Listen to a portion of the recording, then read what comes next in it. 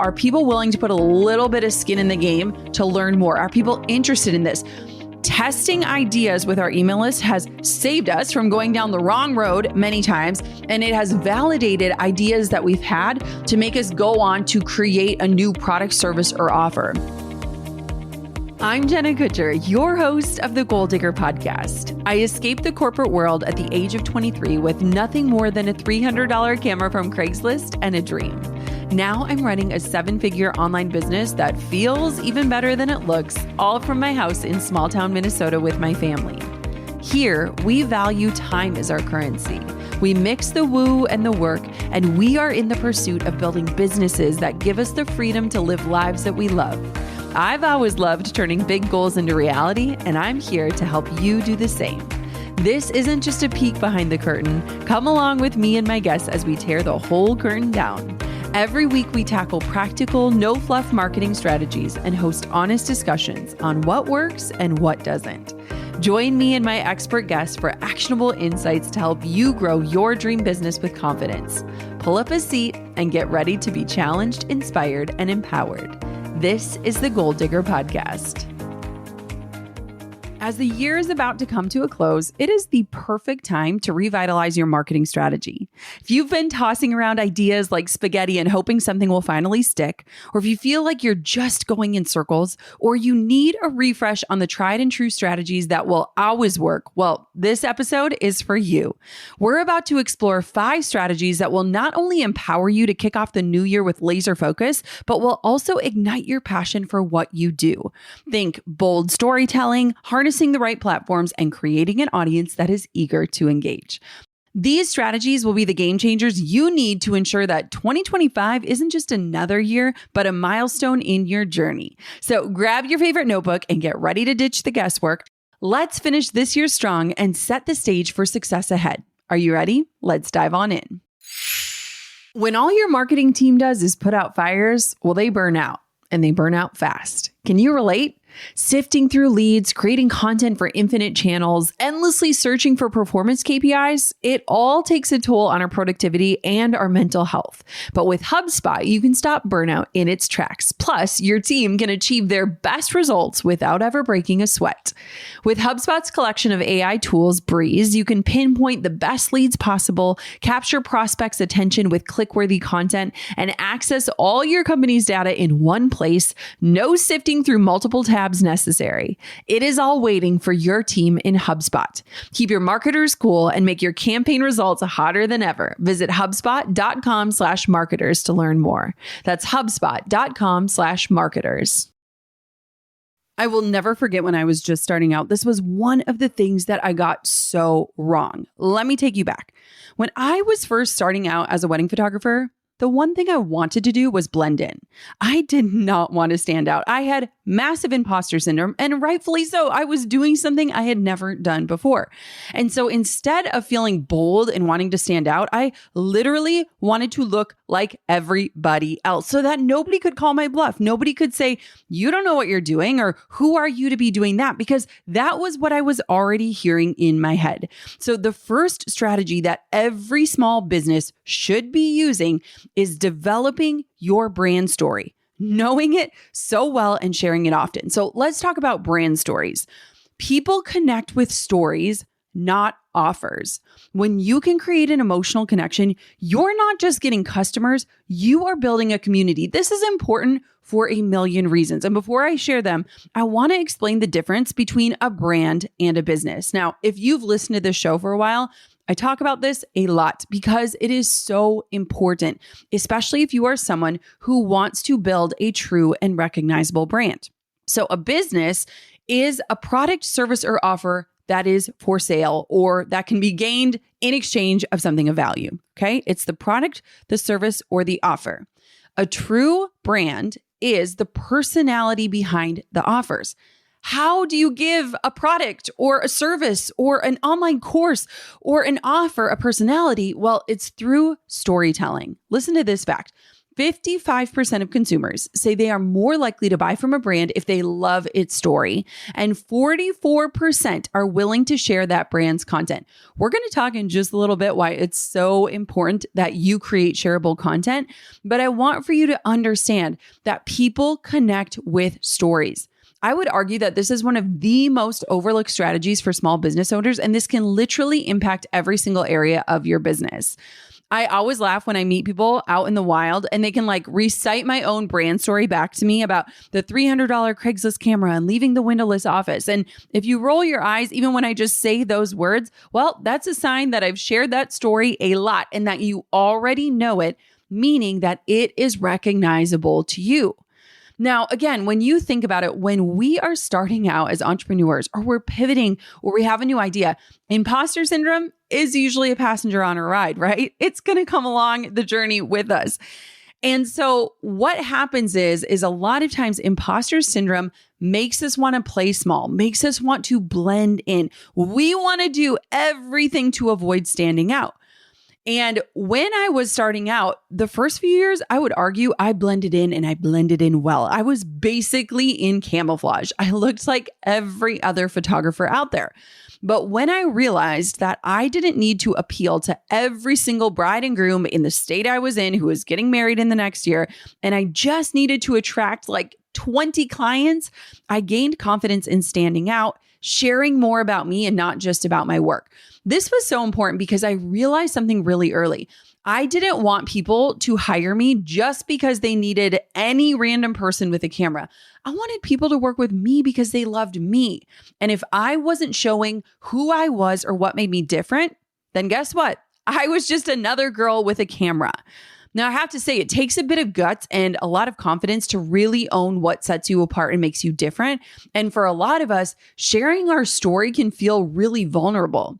But there is so much power in sharing our stories. And there's also so much research in why it's effective. People are way more likely to remember your story than to remember the features of your offer, right? We get so fixated on it has a 100-page workbook and 18 modules and all these things. People don't care. They want to know what is the story and how can I imagine myself in that story? Or how can I see parts of my own story in that? And so the first strategy that I really want for you to understand and take the power of is developing your brand story. What is the story? Why are you doing what you're doing? Why are you passionate about it? Why did you create this thing? Why are you excited to sell it? What is really going on here? And the better you get at telling that story, the more recognizable it becomes, the more that people connect with it, the more that you not only get customers, but you build a real community. And so I want for you to really sit down and consider, if you have never done the exercise of writing out what your brand story is or figuring out the best pieces of your stories to share, this is your invitation to do that. Now, if you have not developed your brand story in a while, or you've never really expanded beyond the origin story, which is what a lot of people think of, then I want for you to visit episode 466. It's an episode I recorded a while ago called My Storytelling Secrets That Connect and Convert. And I'm going to link it for you in the show notes, in the show description for you. But if this is an area where you need extra work, go tune on into that episode so that you can really focus on developing your brand story and sharing it really proudly and with confidence. All right, the second strategy is this. Hear me loud and clear. Master one platform first, okay? Listen to this. 85% of brands report achieving higher engagement by focusing on just one or two social platforms rather than spreading thinly across all channels. This is according to Sprout Social. Now, what's interesting is that I think a lot of times we look at people we admire and we feel like they are omnipresent, meaning they are literally everywhere. They are on all the platforms. They are posting consistently. I get that. I might be somebody where you look and you're like, she is literally everywhere. It took a lot of years to reach this point. And those people also likely have teams supporting them with their strategy. I know I do. So here's what I want for you to hear. Pick a platform and master it. And when I say master it, I mean get so good at it, be consistent at it, build a system around it, and be able to show up easily on it. So here's where I want for you to make a decision. When you're thinking about, well, what platform do I double down on? Pick the platform that is most easy for you to show up on, meaning it doesn't take a lot of effort. You don't have to go out and buy a ton of equipment or things like that. Like, it is the lowest barrier to entry when it comes to platforms. And B is where your audience is likely hanging out. And a lot of times, not all the time, but a lot of times, our audience is likely where we are, where we're consuming and hopefully creating content. And so you don't want to choose a platform that requires a ton of effort or complexity. Like, if you're someone who doesn't love being on video, don't set out to create a YouTube channel. Think about how you best communicate and then think about which platform supports that best. I'm actually smiling right now as I think about this because today I sat down to record this episode. And a few months ago, earlier this year, I decided we're going to test out YouTube. Okay. Dumb move, Jenna Kutcher. You started a podcast because you literally wanted to sit down and just record and not think about what anything looks like, not think about what you look like. And so today I messaged my team and I was like, I'm really excited about this episode, but here's the thing. I am sloughing it. I am in my mom uniform. I do not have any desire to do my hair or put makeup on. I'm going to sit down and record this without video. Why? Because it's easy for me to do. And that's the way that I like to deliver my content. And so it's funny that I need my own advice, which I think honestly, every business owner listening to this episode is going to get a takeaway. But as I'm thinking about like mastering a platform first, I'm thinking about, why did I start my podcast all these years ago? Because I didn't want to have to show my face. I didn't want to have to look perfect. I wanted to be able to sit down and share. And so even today, I am taking this advice and getting back to the basics. Now, what's interesting about this idea of mastering one platform first is that once you get really good at a platform, a lot of the same strategies translate to other platforms with just a little bit of strategy or tweaking. When I first opened my online shop, the idea of setting it up felt so overwhelming. I had all these tools I wanted to share, but I didn't even know where to start. Then I decided to use Shopify. In less than a year, we made over $200,000 in sales, and since then, we've made multiples of that. From setting up the shop to processing payments, Shopify made everything easy and seamless. Everything just clicked. It was almost fully automated, and that allowed me to focus on creating while Shopify handled the heavy lifting.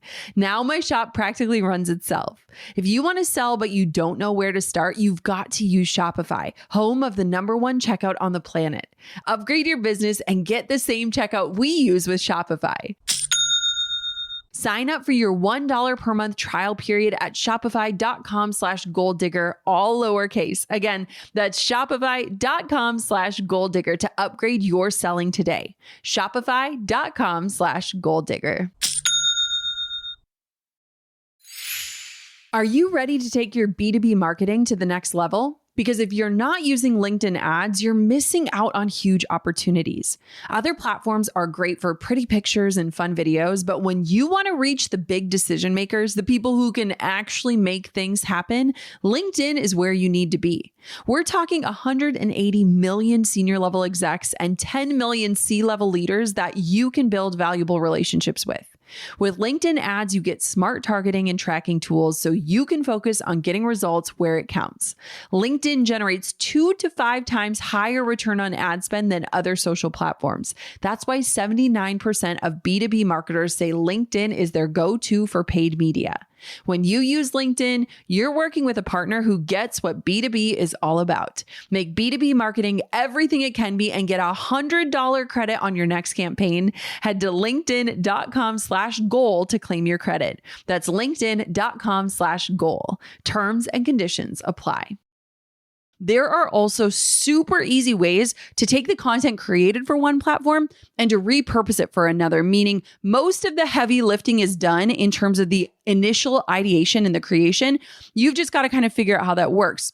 What I see a lot of people doing is that they are taking the same piece of content and literally just posting it everywhere, and it's falling flat in all the places because every platform has a different strategy, a different algorithm, a different way that people like to engage. And so if this is you, your content is likely not doing much for you. It's likely falling flat and leading to frustration.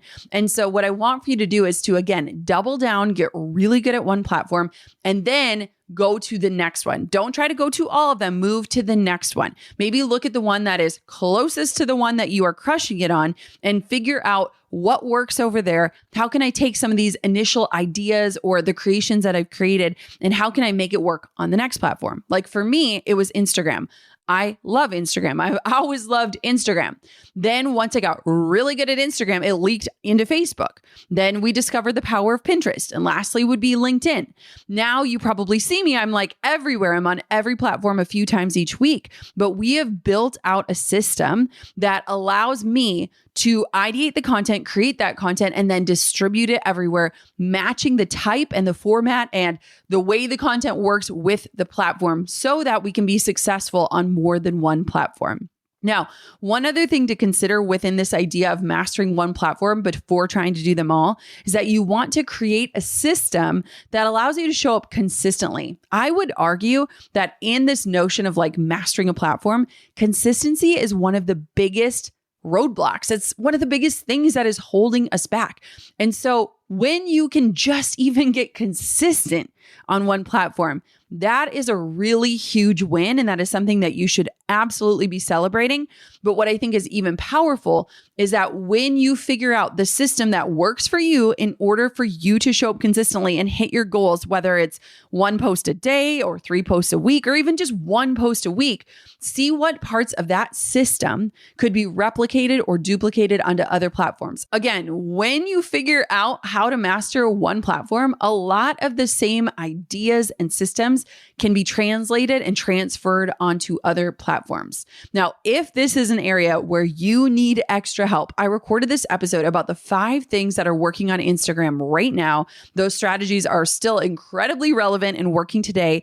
Check out the show notes or the description to listen to that episode next if Instagram is where you want to master first. Again, that was my choice. Your choice might look different, but again, think about what is the most easy for you to show up on, aka the lowest barrier for you to be consistent on, and where is your audience likely hanging out. All right, let's move on to number 3 of 5. Start growing your email list early. I'm not going to lie, like maybe this point alone is why I was so excited to record this episode, but email marketing, it is like the sexiest type of marketing to me.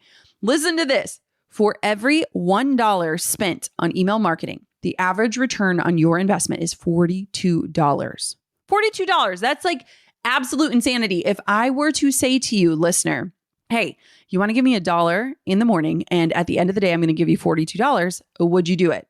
Absolutely. So why are you not doing it in your business? Now, I know we were just talking about social media, but social media platforms are constantly changing. And if you are like me and you are struggling with the fatigue of having to consistently figure out the new things and focus on the trends and try all these different strategies, an email list is where you need to focus. And I would also argue that the only reason why you should be trying to master any other platform is to get people off of those platforms and onto your email list. An email list is an asset that you own. I have literally been talking about this topic since the podcast inception back in 2016, and I will not stop. I think that anyone that is running a business that does not have an email list, you are playing a betting game and you are growing your business and your dreams and your future on something that's borrowed. You are literally renting your space from Mark Zuckerberg. And let me tell you, I don't always think that he has your best interests in mind. Now, let me tell you the story of how my email list started, because maybe this will be relatable to you. I was obsessed with Instagram, right? I told you that was the first platform I set out to master, if you want to call it that. And I will never forget when I hired my first business coach. I got on the phone with him and I was feeling like so high and mighty. I had 10,000 followers. I couldn't believe it. I had worked so hard to get that following.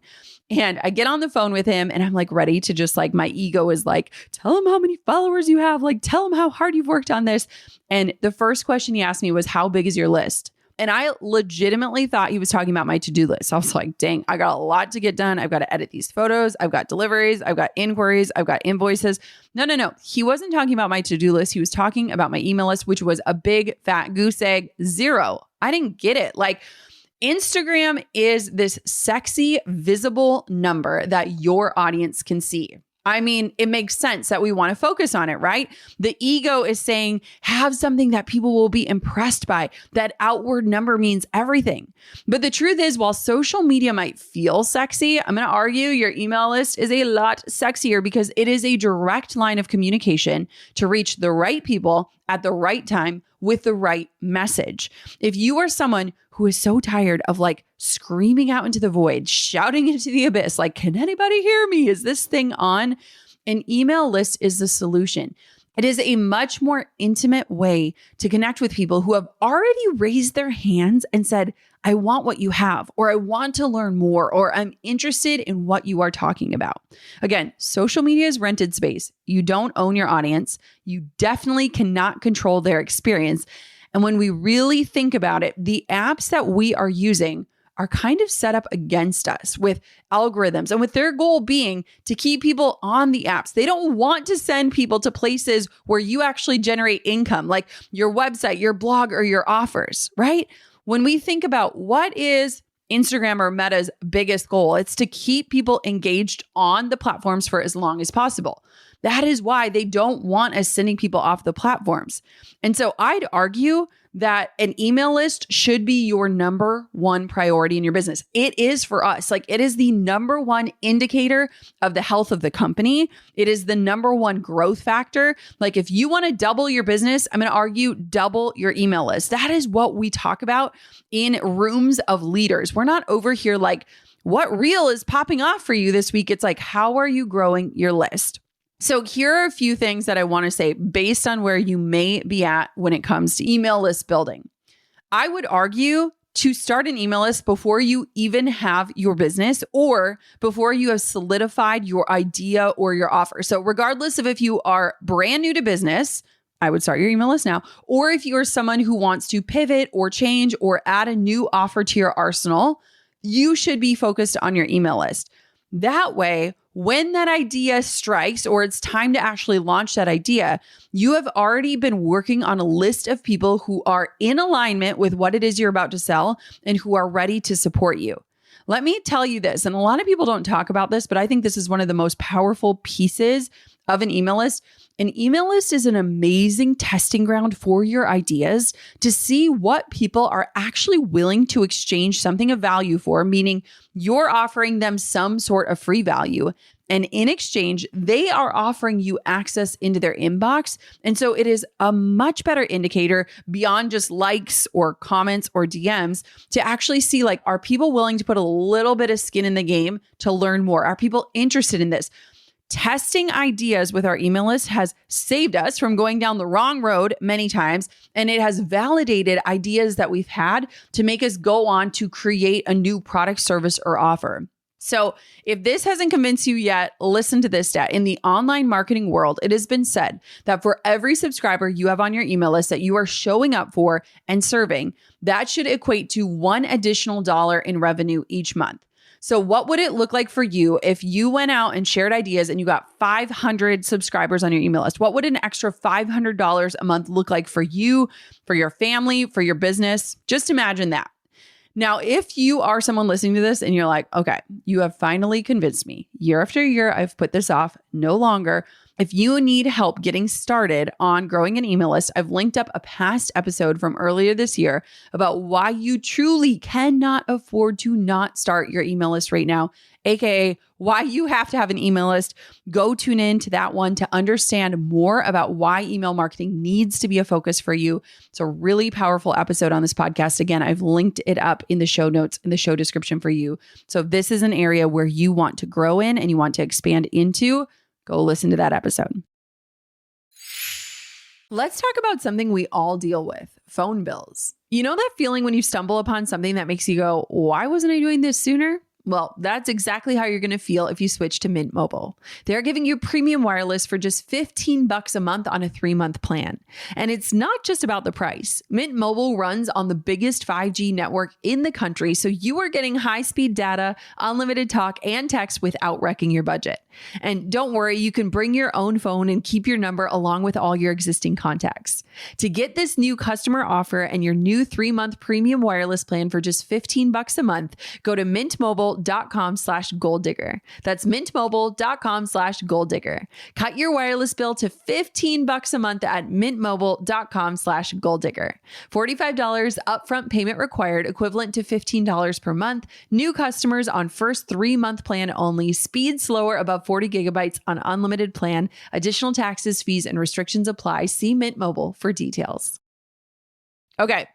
Number 4, focusing on SEO basics for visibility. This one is an area I'm really excited to talk about. Over 90% of online experiences start with a search engine, and 75% of users never scroll past the first page of search results. That is insane. 90% of online experiences start with a search engine. Can we find you? Do we know who you are? Do we know why you are the best of the best? Do we know why we should choose you over the others? If you are not someone who is able to invest heavily into paid ads, pay attention to what I am about to say. This is an idea that I ignored for years and years, and I do not want you to make the same mistake.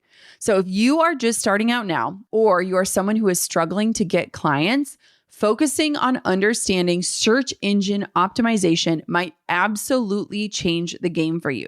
Not only is it going to help you rank higher on places like Google, but a lot of other platforms leverage keywords and SEO to help you and your content be found. Earlier this year, at the very beginning of the year, I created an episode about 5 predictions that I had that would be really popular in 2024. And I've got to say, I was pretty spot on with those predictions. One of my predictions was about long form content. Long form content is content that is long form. Wow. It is blogging. It is podcasting. It is YouTubing.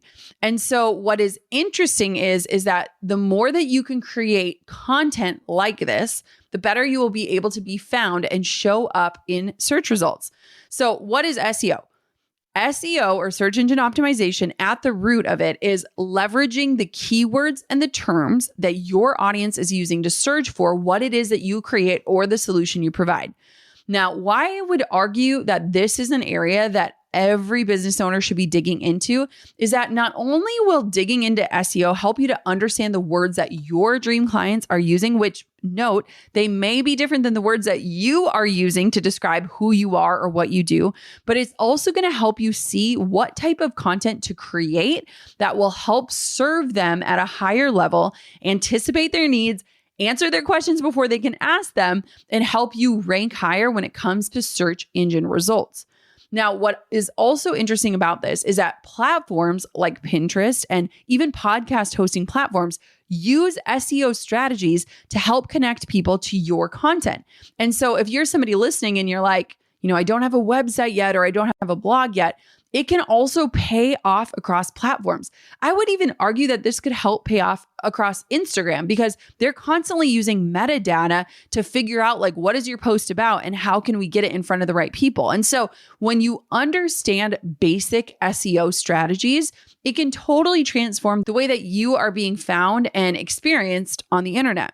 So again, long form content like YouTube, blogs, and podcasts, they thrive on keywords. So if you have never actually explored SEO, you want to dive in, because you can use keywords basically everywhere. Anywhere that there is a word or copy, that is where you can use keywords. You can use them strategically in your titles, in descriptions, in show notes, in blog posts. And so when you start to learn more about SEO, you can focus on relevant searchable terms that your audience is already typing into the search bar, giving you a better chance at showing up on that first page, which is where they start and stop their search. This will help your content show up when people search for topics related to what you do or your niche, bringing in more organic traffic over time. Organic is the key word here. Again, if you are someone who doesn't have a massive budget to spend on paid ads in order to get in front of the people you're creating for. So this is actually, SEO is an area where we are doubling down even further going into this new year. We've focused on SEO in recent years and it has definitely paid off for us. And as I continue to move forward in my entrepreneurial experience, I want to leverage SEO more and more so that I don't feel like I have to constantly be showing up to get in front of the right people, right? It almost helps my work that I've already created work for me instead of me working for the work, if that makes any sense. And so that's why I really want to dive into SEO. So even just today, I was reaching out to a few different SEO experts to get quotes because I want to double down on this area in my business. And I just think that it is often overlooked, again, for some of the shinier things. But at the end of the day, SEO is going to help your content work for you long past when you hit publish on it. And it's also going to help you get found and seen. So I did an episode, it was actually years ago, but it is so good. And it is SEO Basics to refresh your website right now. And that info still stands true. And it's what we're leaning on as we focus on SEO again. So I've linked that episode for you in the show notes. If SEO is brand new to you or it's something that you haven't really visited in a while, go listen to that episode because you might just get some tips and tricks right away that you can start implementing, even if you're not ready to take a deep dive into search engine optimization. All right. The final tip, number 5 of 5, is creating shareable content for your audience. When it comes to how you're showing up online, how big of a focus for you is creating shareable content? Like if this is an area that's not really on your radar, trust me when I say it needs to be. Right now on Instagram, the algorithm is favoring posts that are getting both saved and shared, which means that when we want to create something that our audience feels connected enough to that they want to share it with their audience, they want to pass it along to someone else, or they want to save it and revisit it at a later date. Now, here's a stat that backs this up. Posts that are shared are saved 30% more often, and shared content generates 70% more engagement on average than non-shared posts, according to Sprout Social. So this is huge.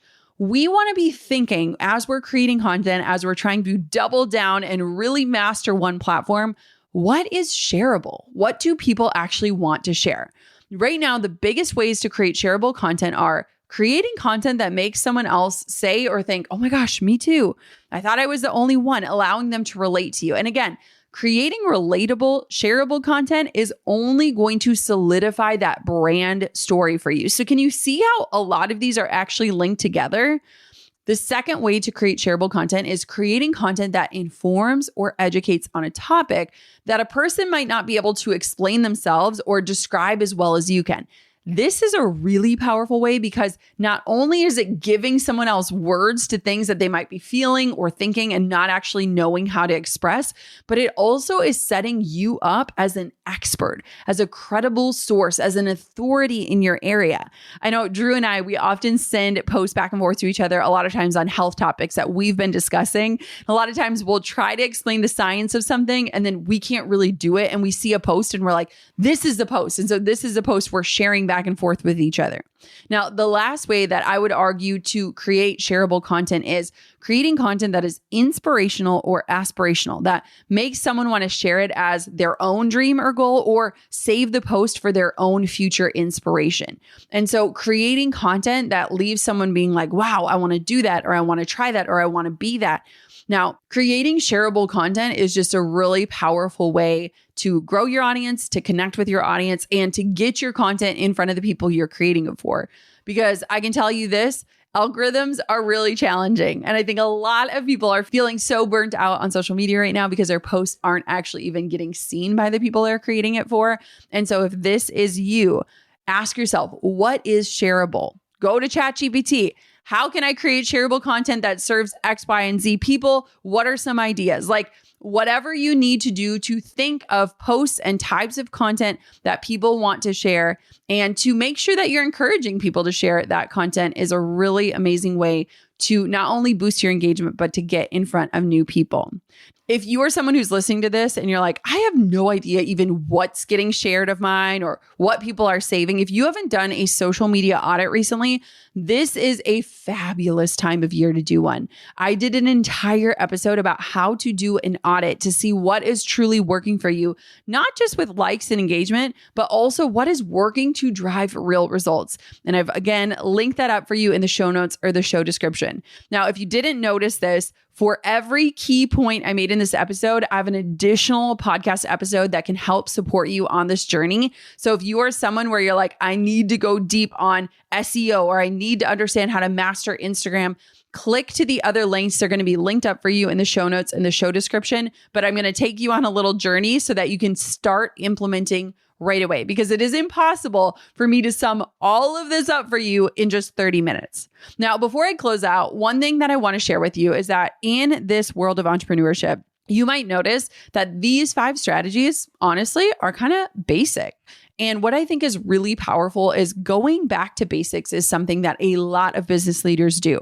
In fact, if you see business leaders who are able to experiment or play with the trends or try new things, it's likely because these basics are dialed in and driving results for them, freeing them up for that time. And so here is my reminder for you. If you are just starting out or you're struggling to gain the traction that you really need as an entrepreneur, go back to the basics. Get the basics down pat. Make sure that your behind the scenes looks as good as what you're showing on social media so that your business can be working for you versus you constantly working for it. Like, remember that sometimes the most powerful things you can do are basic. These are the foundational strategies that might seem simple, but they are what is helping businesses grow sustainably and stay memorable. So as you wrap up this year and plan for the next, do not overcomplicate it. Focus on what truly matters and lean into what's working. I hope you loved today's episode. If you know an entrepreneur who needs this, why don't you share this episode with them and you guys can hold each other accountable as you work towards these things as we wrap up this year. Here's my reminder. Do not wait until January 1 to start implementing. Imagine what it would look like for you to walk into 2025 with confidence that you are getting back to basics and laying the foundation for an incredible year ahead. I can't wait to see the impact you'll make by sticking to these essentials. And I know over here, I'm doing the exact same. So we are in this together. Thank you so much for listening to this episode of the Goal Digger Podcast. Until next time, keep on digging your biggest goals. Thanks for pulling up a seat for another episode of the Goal Digger Podcast. I hope today's episode fueled you with inspiration, gave you information that you can turn into action, and realigned you with your true north in life and business. If you've enjoyed today's episode, head on over to goaldiggerpodcast.com for today's show notes, discount codes for our sponsors, freebies to fuel your results, and so much more. And if you haven't yet, make sure you're subscribed so that you never miss a future show. We'll see you next time, Goal Diggers.